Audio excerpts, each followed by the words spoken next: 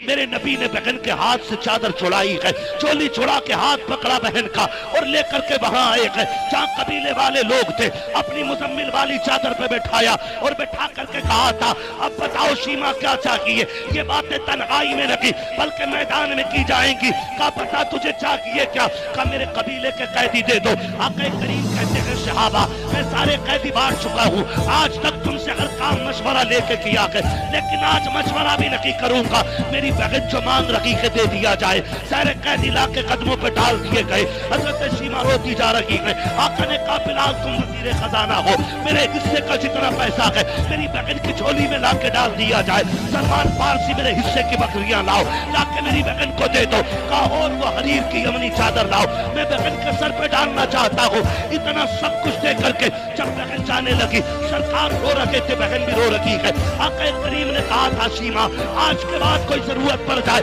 آنے کی تکلیف نہ کرنا، خبر بھیج دینا محمد چل کے آ جائے گا۔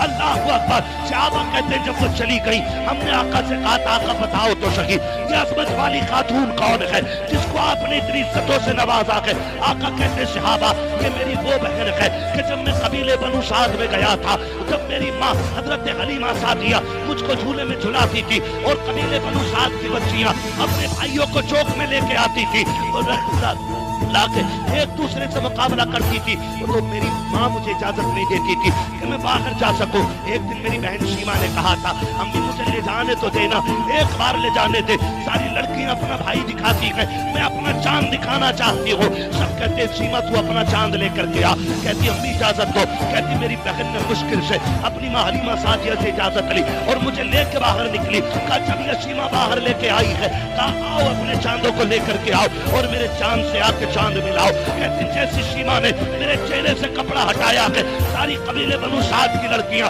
اپنے بھائیوں کو لے کے واپس چلی گئی۔ اس نے آواز دے کے کہا تھا اب چاہ کہاں رکھی ہو؟ تو سب نے کہا تھا شیما اب یہاں تیرا چاند آ گیا ہے، اب اس قبیلے میں کسی کا چاند نہیں چمک سکتا۔